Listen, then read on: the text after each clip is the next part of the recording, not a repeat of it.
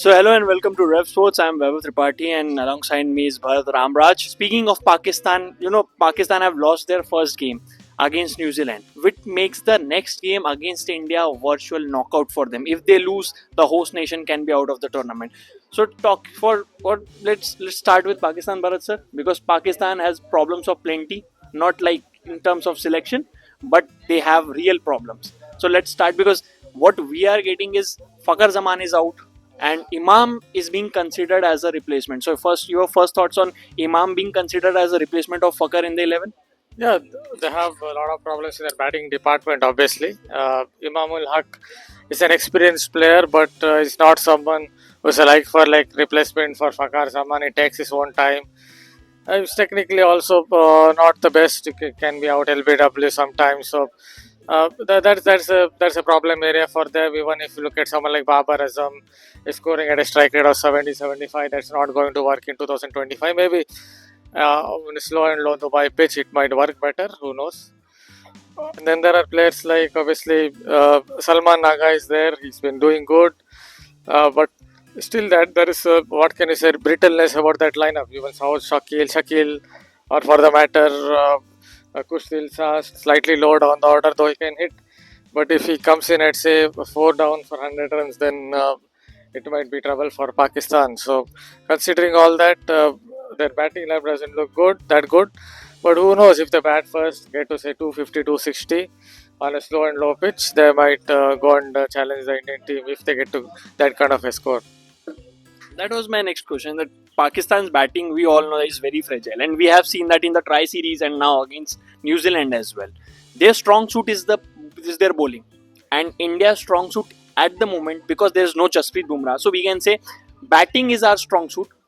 Pakistan's bowling has always been their strong suit. So now tomorrow's game is to all again it will be out Pakistan's bowling versus India's batting. So who do you think will pose a big threat on the Indian batting lineup? Yes, Shaheen Afridi might be down on pace. He might not be swinging much. Obviously, we have talked about how everything is moving kind of sideways instead of going towards the target. His bowling mechanics. But the left arm angle has kind of troubled the Indian batters in the past. The top order, Kohlis and the Rohit Sharmas of the world have been troubled by the left arm angle. So you never know, he might get a couple of wickets against this lineup. Against some other lineups, he might not. But against this Indian lineup, he might get a couple of wickets up front. That's what I suspect. And Asim Shah is always there, but I'm not very sure he's someone who's at the peak of his prowess. He's not someone who has great bowling smarts. That's my opinion. Even if you look at the recent ODI series against Australia, when he was troubling batters with back of length deliveries outside off, he was not ready to pitch it up. These sort of things he doesn't do well in terms of fast bowling mindset or bowling smarts.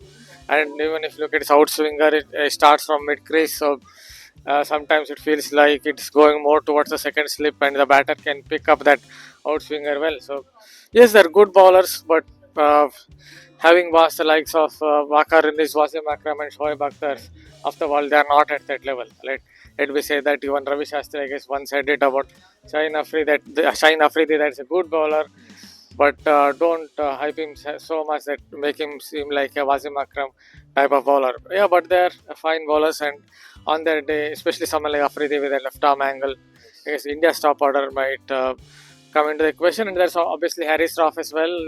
He has had a slight strain here or there, but he has the pace, and if he somewhere plays in his Champions Trophy with his burst of pace, can trouble a few batters. Like you said that Shaheen can pose a threat. Even Naseem Shah, like he dismissed Kane Williamson, so he must be somewhat high on confidence. Now, given how Indian batting lineup has shaped up, now the struggle we know.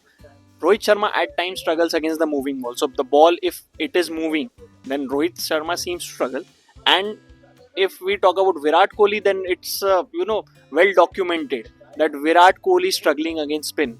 So what do you think? What different they have to do in terms of preparation against the likes for Rohit Sharma and for Virat Kohli both? See, Rohit Sharma, there isn't much to think about. See, the same old stuff. Try to bowl the in swinger. Obviously, Afridi has lost a little bit of potency in terms of the in swinger, the angle of the swing. but that is what he has to basically do, use that wobble once or twice across the right-handed batter. That's I think that he will try to. That is what he will try to bowl at to Rohit Sharma. He was even trying in the here in the warm-ups. Rohit Sharma was trying to play full deliveries, very full deliveries. I guess mainly he was trying to prepare for Shaheen Afridi's angle only, very full ones. So that is what you expect from someone like Afridi. Then with Virat Kohli, obviously Pakistan have Abrar, but he's not your traditional like Rashid or even someone like Rishad Hussain.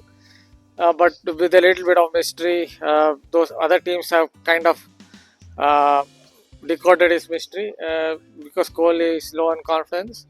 He might come into the equation. As far as Shubman Gill is concerned, I think he's the big man in that particular lineup for Pakistan. So someone has to get that in swinger going for him. So since you talked about Gill, Rohit, Virat, now let's talk about, and also Pakistan's fast bowling. Now let's talk about Pakistan's spin, because what we feel that the conditions, the pitch will be just a bit on the slower side, so which will always bring spinners into the game. And Pakistan are coming in this game with only one specialist spinner, that is Abrar Ahmed, and he has played just handful of games, not much of experience. How big a challenge it will be for Abrar, to bowl against the likes of Virat Kohli, Rohit Sharma, Shubman Gill, who is in really good form. Yeah, but he still has one advantage. What do you know that Indians have hardly played him. So some other Indians teams haven't played him. Yeah, that's what I'm saying. Indians haven't played him, so other teams have played him. England have played him so much. That is why they have been able to decode. Even West Indies have played him quite a bit. So other teams have played him. That is why they have been able to decode his mystery, whatever mystery he has. It's not much. He's not a great bowler on those lines, but as he has not played against India, this could really be an added advantage for him.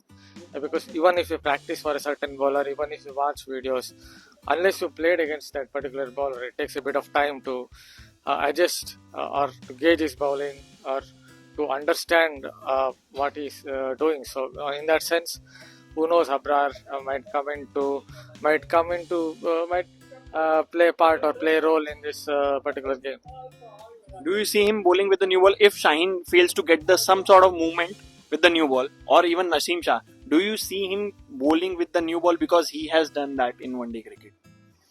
Yeah, it comes down to obviously the captain, but I will if I were in this one's place, I would use him with a newish ball, because India have not played him as I noted, so that could again turn out to be his advantage. So last thing before we go, now Pakistan's bowling, we know what conditions we are going to get. At least we have that idea. Pakistan bowling or India's batting? At the moment, who has the edge? On paper, it is India's batting because see, first of all, Pakistan have not bowled in this condition, at least in this tournament. So they have to get their lines and lengths right. They have to attack the stumps a lot more in these conditions, because if it is like what it was against Bangladesh, then it would be two-pace deck on the slower side. So then you have to bring the stumps into play a lot. If again Nasim Shah is trying to bowl an outswinger that is going towards second slip, then the Indian batters might take him for runs. So they have to be on the money from ball one, attack the stumps. That is something that Pakistani bowlers of old, the Akrams, the Shoaib Akhtars, Bakar Rinis, Akib Javids of the world, Ataur Rahmans of the world used to do it. Not something that the current set of Pakistani bowlers do. They take a bit of time. So I would give it to the Indian batters in that sense, though a couple of them, one or two batters may not be in form, but still Indian batting lineup looks stronger than the Pakistan bowling unit. So he has given his verdict. We want to know what you think. Just drop down what you think, who has the edge in the comment box. Till then, we'll take your leave for now. Till then, keep an eye on the platforms, because we are sending a lot of stuff on across platforms, exclusives, live shows, practice updates, and everything. Keep following Ref Sports for more.